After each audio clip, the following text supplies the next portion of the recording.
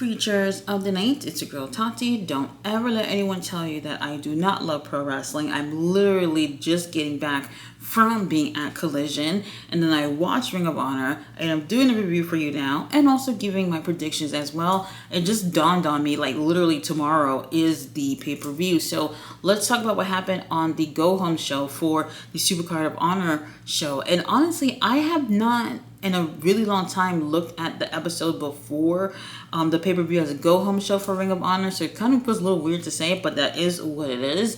We did start off with tag team action. We had Spanish Announce Project teaming up to go against Atlantis Jr. and his daddy, Atlantis. Both teams have really good chemistry with each other, and it's one of the situations where you have two babyface teams in the ring, and the crowd is just going to cheer for the ones that they feel like they like the most, which was Atlantis and Atlantis Jr. The match was okay. For me, I think I would have preferred to see something else in terms of a go-home show that is more related to what may be happening on the card for the pay-per-view. And for what I know right now, just Atlantis is going to be in the on pay-per-view going against Lee Moriarty, and I just felt like the tag team situation pales in comparison with what he's going to be doing in the ring with Lee Moriarty. So I thought that was really interesting. Obviously Atlantis Jr., his father, ends up taking the win, which is okay with me. I guess it's just a little warm up for people to be, introduced to who Blue Panther is. After this, we do have a promo from Bandito, who goes on to say to Takeshita, as far as you challenging me, you basically brought a knife to a gunfight. And I was like, oh, this is Takeshita we talking about, baby. I don't know if I would say that. For me, I feel like I haven't heard Bandito really saying much in AEW, so I'm glad that he was able to speak and say something. I remember when he did his Hey EW episode a few months back, and a lot of people were surprised that he even spoke English. So that was interesting. And I think he was saying some things in Japanese as well. I don't know what he was saying. But long story short, he basically accepted Takeshi's challenge that he challenged him like 2 weeks ago. So we're now getting to the point that we're accepting it. Lovely. After this, we have Aaron Solo going in one-on-one action with Adam Priest. Adam Priest getting some TV time. I do appreciate that. And it wasn't even a squash situations. I really do feel like Adam Priest not on the roster, but Aaron Solo is, and both of these guys could really, really use the TV time. I thought Aaron Solo was going to win, and somehow that just didn't happen. I like him a lot. I think he's a really great wrestler. Just haven't really been in anything solid other than that whole QT Marshall thing that everybody's trying to forget. And I just want to see a lot more, especially when it comes to these younger guys. But Adam Priest is a really great wrestler, and he's someone that could be moving up the ranks and be able to make a name for him in the pure division. Now, Evil Uno and them, they are having trios matches with the frat house's, what is that word? Pledges. There we go. Pledges. So the frat house have their pledges, people who's trying to join their little group. And if they can do whatever they told them to do successfully, then they get to be part of the frat house, which never happens. Yeah, I know that. And basically, those guys had to go against the Dark Order. And if they can win, then they'll be part of the group. And they didn't win, and the squash match was over pretty quickly. They did end up having some words, and Dark Order ends up challenging the frat house to a match at Supercard of Honor, which is very interesting. I figured it was going to go this route anyway. So we'll see what ends up happening, if that's going to be on the main card or the pre-show. I don't remember them specifying that. But I would like to see this story take a really, really great turn for both of these teams. After this, we had a little bit of a confrontation between the infantry, who has won and earned their spot to go against the Sons of Texas for the Ring of Honor Tag Team Championships for the pay-per-view.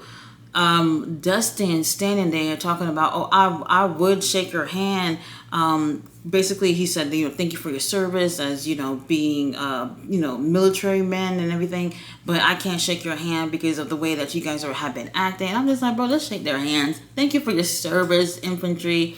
I I can't stress enough. Like, I don't know where this is going between both of these teams. And it was great to see them actually have like a face-to-face situation, because I feel like it just hasn't been that. And I wish there was more confrontation and more of a story rather than someone just on a title shot and it just happening. So I wish there was a lot more going into this. And who knows if that could be the case where things are really starting off at the pay-per-view. Pure Rules match. Rachel Ellering, I don't know why, going against Deonna Purrazzo. Deonna Purrazzo, she's my pick. She's so my pick to win this whole tournament. Whenever Tony Khan didn't feel like getting the thing started, she's my pick for that. And Rachel, I never really looked at her as in someone who would be like someone to be in the Pure tournament. And when they were talking on commentary, they were suggesting that she would be a great wrestler to be part of the tournament. And in my mind, I was like, wait a minute, y'all not finished recruiting people for this tournament? I don't know what's going on, but I can't wait until they get started with all the girls that they've already picked and then get this thing rolling at some point. Now, we do hear from Athena, who says that she is going to destroy Thunder Rosa at the pay-per-view. And I believe her. I absolutely believe her. But we'll see what ends up happening here. Athena has been absolutely lovely in terms of a champion. She's a really great wrestler. And I know people are on the fence in terms of her retaining at the pay-per-view, because they feel like if she loses, then she can just stop focusing on Ring of Honor and just move on to AEW. And I don't know if that would be the case or not. But fingers crossed, let's see where it goes for our forever champion. Now, main event. Dustin, Sammy Guevara, and the Von Erichs finally showed up on the damn show to go against the Grizzled Young Veterans and Premier Athletes. This morning I saw Josh Woods at the hotel. I was just like, oh my God, like he was just walking and I was just looking at him and I was like, this is Josh. Anyway, I was surprised to see them all actually on the show. And I know a lot of people has been like, where are some of the Texas, especially where are the Von Erichs? They have just not been there really damn near at all. And we finally get a chance to have them on the show, especially since we're like literally right at the Supercard of Honor pay-per-view. And I thought it was great. And as much as I want to hate these guys for like not being on the show, they're really great wrestlers and they're very talented. I just wish that we got a chance throughout this almost a whole year of them holding these titles. I wish we got a chance to know something about these guys other than that they're from Texas and they're the Von Erichs. So I don't know. Mark Sterling, who is ringside, is getting involved. I love when out of the blue, when the referee just happened to be blinded by something, there he goes with his little church shoes just stomping somebody out, which I absolutely enjoy.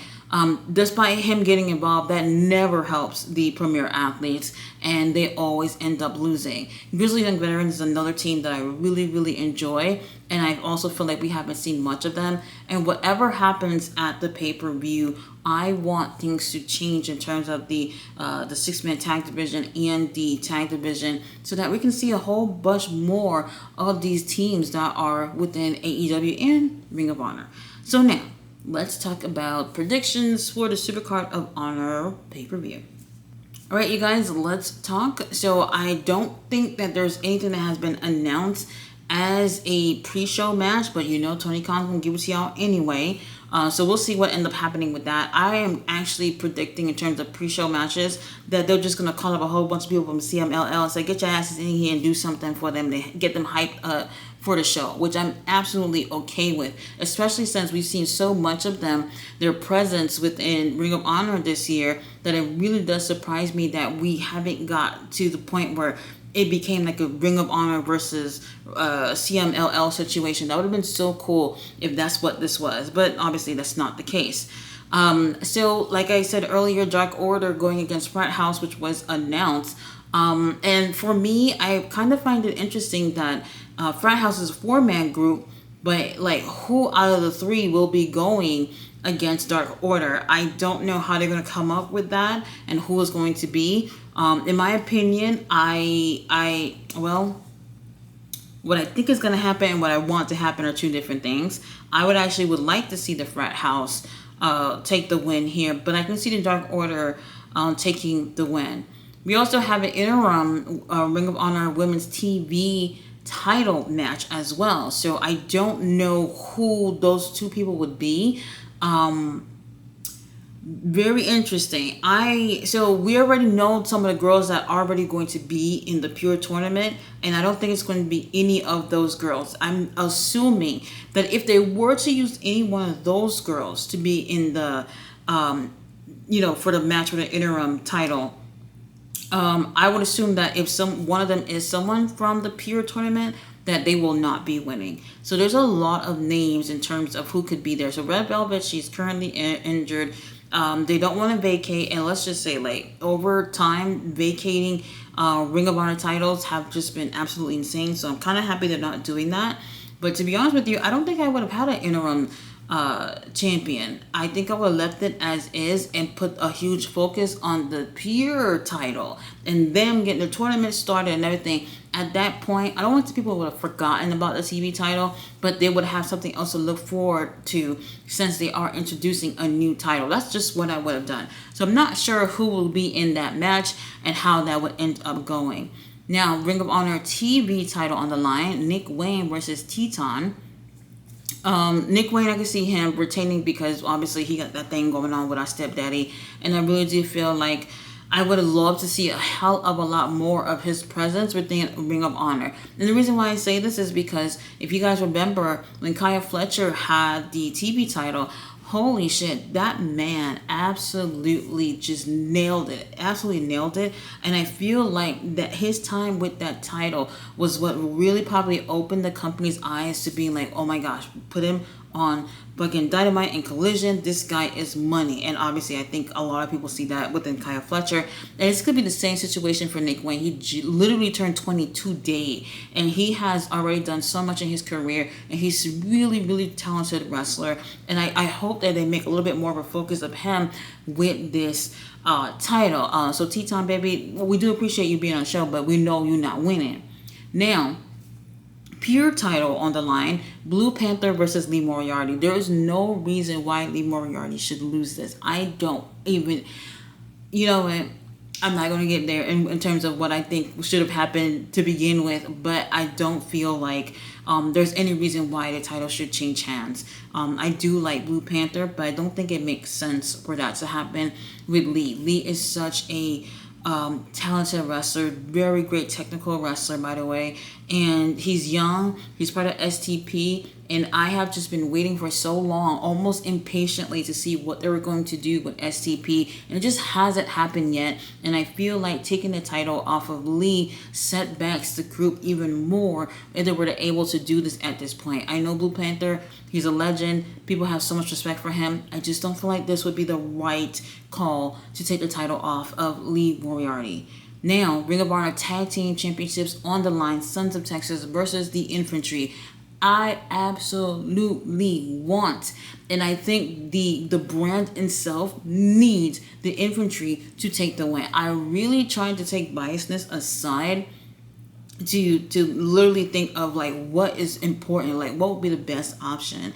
And I do feel like we just need a breath of fresh air, and I think the Infantry can give that. And this is one of those things where I was saying about SCP, like if we had like how we have the Death Riders pretty much on top of things over there in AEW, they can really benefit from having SCP being this force within Ring of Honor that would definitely bring a lot of new viewers and people wanting to be interested in seeing what's happening over in Ring of Honor. And I feel like that group has everyone that they could possibly need to be able to do that. And them being able to win the tag championships, Dustin, Sammy, I really do like these guys. I saw nothing. I barely saw anything this year. And I'm at the point where it's just like, it's literally almost a year since, I believe it was August or maybe July. I was there at the show when they won the tag titles. I almost cried and I wanted to leave the damn venue because the Kingdom didn't deserve that, in my opinion.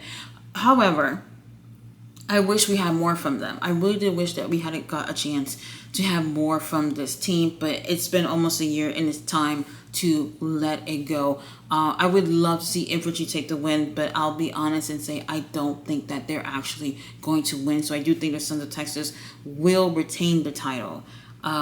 Now, in terms of the order of the matches, I don't know if the women's world title will be the main event, but a lot of times they do reference co-main events, and there's been times where Athena her match was referenced as the main event, which is okay with me. She's been putting in so much work all this time. I think it's would be fine either way, to be honest with you.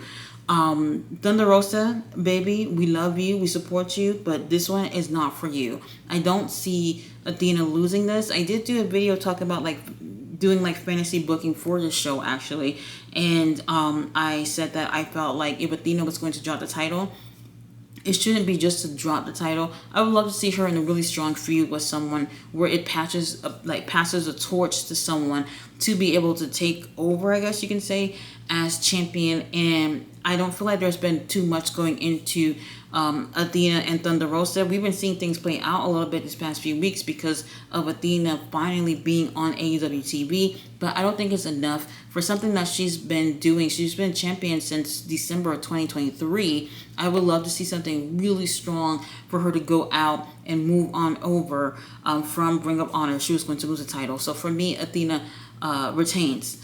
Ring of Honor World title on the line, Konosuke Takeshita versus Bandito. Takeshita is not winning. And I already said this before. Takeshita's going to be in G1. That starts on July 19th. Okay, I can't say that he's not winning because I personally don't know. But I would say to me that it doesn't make sense for him to win to keep a title off of the show. We just did that with Nick Wayne, where Nick Wayne won the TV title. And I think it was kind of cute that, he went over there representing Ring of Honor AEW with the title. But for him to be gone, I think it was 3 weeks for the Best of the Super Juniors. What that meant is that that's 3 weeks without this title being on Ring of Honor. But when we think about the world title, I don't think that anyone should just take it and leave and go participate into something else that's, aside from the company, something completely different. I love Takeshita. It would be cool to actually see him with this title. Like, I would love that. But like I said, he's booked and busy with New Japan, and it's just not the time. I would actually love to see Bandito retain, and I want to see him in the feud. I want to see him more regularly within Ring of Honor. Like, a lot of times I just feel like we're not seeing the champions as regularly as we should.